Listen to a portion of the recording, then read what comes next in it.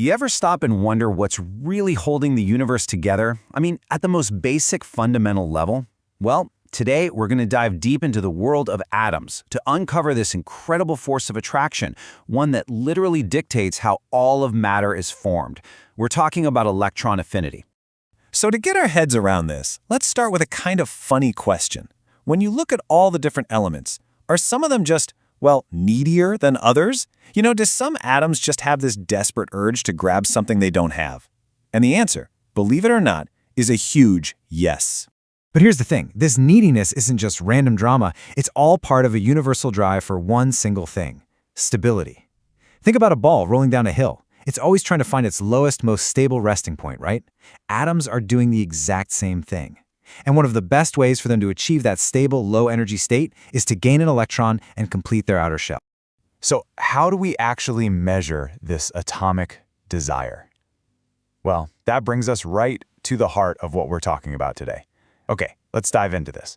The official scientific term for this attraction is electron affinity. And the definition is actually pretty straightforward. It's just the change in energy that occurs when a neutral atom nabs an electron.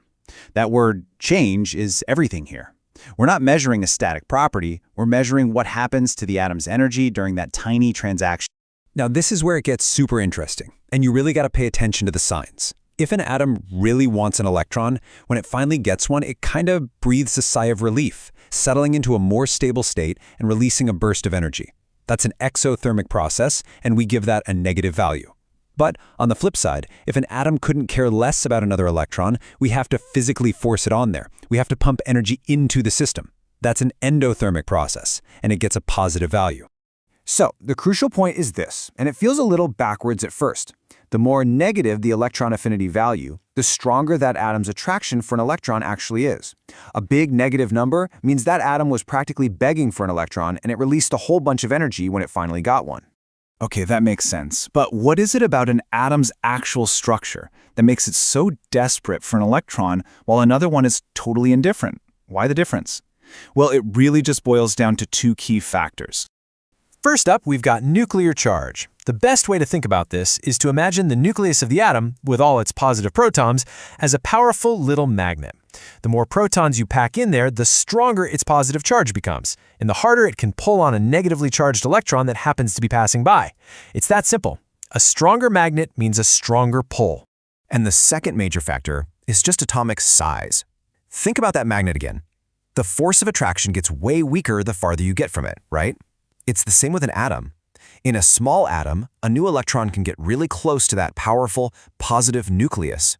But in a huge atom, that outermost shell is so far away that the nucleus's pull feels much, much weaker. Now here's the really cool part. When we take these two factors, that nuclear charge and the atomic size, we can actually create a map of this atomic desire right across the periodic table. It creates these amazingly predictable patterns. Let's move to the table and see how this all builds up. So check this out.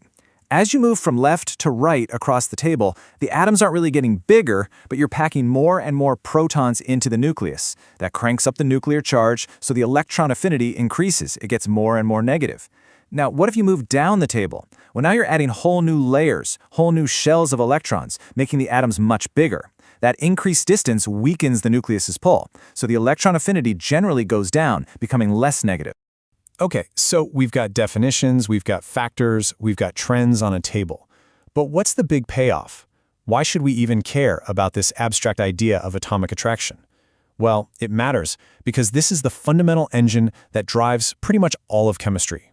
And you can see it in action everywhere. That incredibly strong electron affinity of a chlorine atom is exactly why it's so good at ripping an electron away from sodium to make simple table salt. It helps us predict that elements way over on the right side of the periodic table are going to be super reactive. This constant trading of electrons is what drives redox reactions, which power everything from the battery in your phone to the cells in your own body. It is, quite simply, why things stick together to make molecules. When you boil it all down, it really comes back to this one idea, this relentless, unending quest for stability, which atoms achieve by giving and taking electrons, is the very engine that builds the molecules, the materials, and, well, the entire world around us. So I'll leave you with this final thought. If the tiniest, most fundamental building blocks of matter are all governed by this predictable drive toward a more stable state, what else in our universe, from entire ecosystems to global economies, might just be following that exact same fundamental rule? It's something to think about. Thanks for exploring the atomic world with me today.